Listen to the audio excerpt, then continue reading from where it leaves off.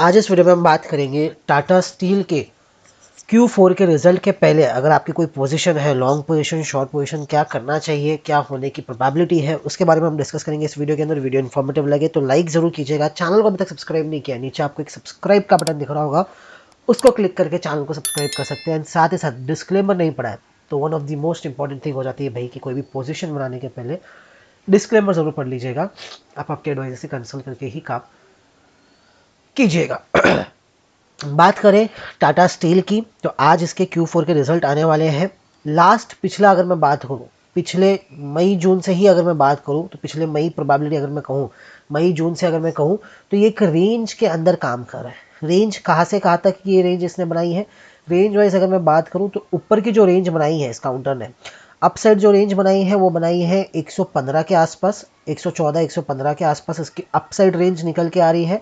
इसको मैं थोड़ा सा डार्क कर देता हूँ। नीचे की अगर मैं बात करूँ तो नीचे का जो आपका जोन निकल के आ रहा है वो करीब करीब निकल के आ रहा है। अच्छी जो रेंज की बात करूँ तो वो निकल के आ रहा है 101 के आसपास। तो 15 रुपए के अंदर कहीं ना कहीं एक पूरी रेंज बना के रखी है इस काउंटर ने। तो 15 रुपए की रेंज में ये काउंटर काम कर रहा है पिछले एक साल से। नीचे की बात करूं तो 101 के आसपास जब आता है बाइंग आ जाती है। ऊपर की बात करूं 115 के आसपास आता है, सेलिंग आ जाती है। अब अगर मैं बात करता हूं इस काउंटर के अंदर आज रिजल्ट के पहले अगर मैं बात करूं तो इसने अपनी सारे ही मूविंग एवरेजेस के ऊपर कहीं ना कहीं क्लोजिंग दे दी है।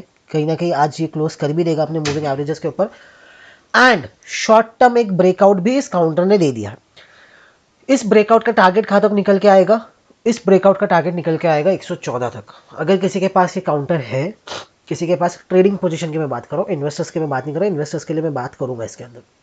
किसी के पास इसके अंदर पोजीशन है, काउंटर के अंदर लॉन्ग पोजीशन है, बने रह सकते हो, ट्रेल कर लीजिएगा। अपना जो डाउन साइड रिस्क है अगर आपने समझे लॉन्ग बनाया 108 110 के आसपास या 107 के आसपास, तो उसको at the money put option buy करके ट्रेल कर लीजिएगा, ताकि अगर कल गैप डाउन खोले बाय चांस 3 4 5% का तो आपको कोई बहुत बड़ी दिक्कत ना हो। किसी के पास शॉर्ट पोजीशन है तो शॉर्ट पोजीशन अगर आपके पास है, किस प्राइस पे बनाई है पता नहीं, क्योंकि अगर हाल ही के दिनों में बनाई है, मार्च अप्रैल के महीने में बनाई है, तो आपने 108 110 के नीचे ही बनाई होगी। तो आपके प्राइस के ऊपर ऑलरेडी ट्रेल कर रहा है। Exactly at the money put option buy कर लीजिए, at the money call option buy कर लीजिए, रिस्क मत लीजिएगा, क्योंकि शॉर्ट पोजीशन है तो आपके पास स्कोप नहीं है। क्योंकि पिछले 1.5 महीने के अंदर अगर किसी ने भी शॉर्ट पोजीशन बनाई है तो आज उसके शॉर्ट पोजीशन के ऊपरी एंड पे ये काम कर रहा है काउंटर। तो 1.5 महीने में अगर शॉर्ट पोजीशन आपकी बनी है तो वो तो आप गलत जा रहे हो, मार्केट प्रूव कर रहा है। क्यों? क्योंकि जिसने भी 1.5 महीने के अंदर शॉर्ट किया आज उसके हाईएस्ट प्राइस पे वो ट्रेड कर रहा है। तो शॉर्ट पोजीशन है तो एग्जिट कर लीजिए, या तो स्ट्रिक्टली हेज कर लीजिए। लॉन्ग पोजीशन है भी तो भी हेज कर लीजिए। एक बड़ा मूव की एक्सपेक्टेशंस है, या तो कल ये 114 को टेस्ट करेगा या ये कल 101 को टेस्ट करेगा। तो ये ऐसा एक मूव आ सकता है इस काउंटर के अंदर। इन्वेस्टर हो, इन्वेस्टर के लिए स्टील बिजनेस के अंदर ये साइक्लिकल बिजनेस होता है, तो इसके अंदर सबसे बेस्ट टाइम इन्वेस्टर्स के लिए तब बनेगा जब इसके रिजल्ट खराब आने शुरू होंगे।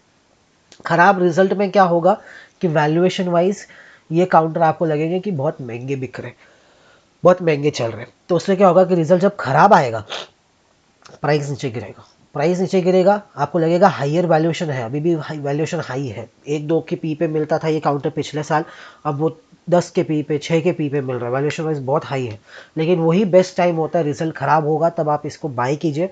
रिजल्ट जब अच्छा होगा, क्या होगा कि रिजल्ट जब अच्छा होगा ना, काउंटर की प्राइस भी हाई होगी। अब यहाँ से अगर शेयर का प्राइस हाई होगा रिजल्ट अच्छे होने में, प्राइस हाई हो रहा है तो इसका मतलब काउंटर कहीं ना कहीं ओवर वैल्यूड होता जा रहा है। ओवर वैल्यूड कैसे हो रहा है अभी समझिए। एक एग्जांपल की मैं बात करता हूँ, थोड़ा सा वीडियो लंबा हो सकता है। 110 के ऊपर अभी टाटा स्टील काम कर रहा है। अभी अगर मैं बात करूँ रिजल्ट खराब आया, रिजल्ट खराब आया, काउंटर गिर के 100 पे आया, लेकिन फिर भी जो उसकी वैल्यूएशन थी वो 110 वाली ही रहेगी। ऐसा नहीं कि वो 100 से 110 से गिर के 100 पे आ गया तो उसकी वैल्यूएशन कम हो जाएगी। कम क्यों नहीं होगी? क्योंकि रिजल्ट भी खराब हुआ है। रिजल्ट खराब हुआ है तो उसका पी रेशो अगर वो 10% गिर भी जाता है तो पी रेशो में ज़्यादा फर्क नहीं आने वाला, पी रेशो उतना ही रहेगा। लेकिन अपोजिट साइड अगर रिजल्ट अच्छा होता है, रिजल्ट अच्छा होता है, वैल्यू बढ़ती है कंपनी की, तो उसका पी रेशो भी उतनी जल्दी बढ़ता नहीं है। और पी रेशो उतनी जल्दी बढ़ता नहीं है तो आपके पास एक स्कोप होता है पी एक्सपांशन का। इन कंपनीज के अंदर पी एक्सपांशन तो छोड़ दीजिए, लेकिन एक स्कोप होता है कि आपके पास कि अगर रिजल्ट अच्छे हैं, भाव बढ़ रहा है, तो वैल्यूएशन वाइज लोगों को अभी भी ये चीप लगेगा और लोग बाय करेंगे, तो आपको एक एग्जिट का मौका मिलेगा।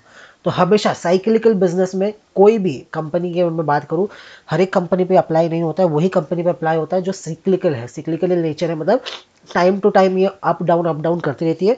तो जैसे आपकी स्टील कमोडिटी बिजनेस की कंपनीज हो गई, शुगर की कंपनीज हो गई। शुगर हालांकि आजकल इथेनॉल के बाद उतना साइक्लिकल रहा नहीं है, लेकिन अगर भी अभी मैं मेटल्स की बात करूँ तो मेटल्स प्योरली एक साइक्लिकल बिजनेस है। तो इसके अंदर बेस्ट टाइम तभी होता है जब रिजल्ट खराब हो, इन्वेस्टर्स को एंट्री बनानी चाहिए, रिजल्ट अच्छा हो तब बड़े रहना चाहिए। तो ये एक अच्छा स्ट्रैटेजी होता है साइक्लिकल बिजनेस के अंदर। ट्रेडर के लिए मैंने शेयर कर दिया। शॉर्ट पोजीशन में जो भी है पिछले 1.5 महीने के अंदर हाईएस्ट लेवल पे है आज। एक ट्रैप भी हो सकता है कि भाई जिन्होंने भी शॉर्ट किया एग्जिट करो, कल मार्केट ढाक से गैप डाउन खुल जाए। तो ऐसा हुआ तो बियर्स ट्रैप हो जाएंगे इसके अंदर। बुल्स ट्रैप की अगर मैं बात करूं तो क्या हो सकता है कि भाई हाईएस्ट पॉइंट के आसपास है, बुल्स अपने एग्जिट करने की पोजीशन कि भाई प्रॉफिट हो रहा है निकल जाओ, और कल अचानक से 4-5% गैप अप खुल जाए। तो बेस्ट केस सिनेरियो यही होता है कि लॉन्ग पोजीशन है immediately at the money put option buy करके हेज कीजिए। शॉर्ट पोजीशन है तो immediately at the money call option बना के हेज कीजिए, क्योंकि एक बड़ा मूव की एक्सपेक्टेशन है कल रिजल्ट के बाद। 3 से 4-5% की मूव एनीवेज आने का हायर एक्सपेक्टेशन है एज पर मी।